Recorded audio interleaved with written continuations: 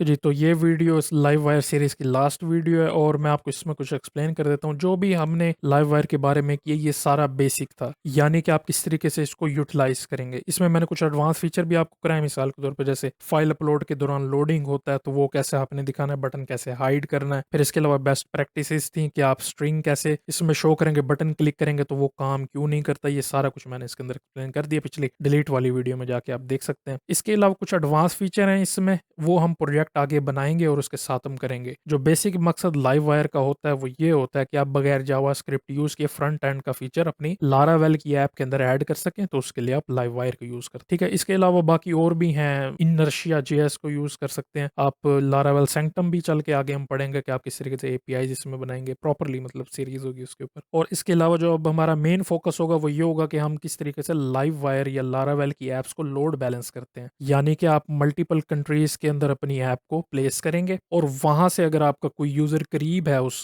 Server के, तो वो उसको उस सर्वर पे कैसे एक्सेस करेगा और उसको किस तरीके से डाटा सर्व हुआ करेगा। तो इसके लिए हम S3 बकेट भी यूज करेंगे, RDS भी आगे चल के हम। तो लाइव वायर 3 की सीरीज जो वो एंड हो गई है। इसके अलावा इसके अंदर अभी एडिशन होते जा रहे हैं, मिसाल के तौर पे जैसे ये सेशन प्रॉपर्टीज और इसके अलावा कंप्यूटेड और लॉग्ड प्रॉपर्टीज, ये सारे अब नई इसमें एडिशन हो रही है। तो ये जैसे होता रहेगा मैं आपको इसके बारे में वीडियो बना के डालता रहूंगा। बहरहाल ये है कि ये सीरीज एंड होगी, आगे चल के वो एक्सक्लूसिव वीडियो हुआ करेगी इसके बारे में। सीरीज एंड होगी, अब होपफुली हम आगे चल के लोड बैलेंसिंग स्टार्ट करेंगे लाइव वायर या लारावेल ऐप की।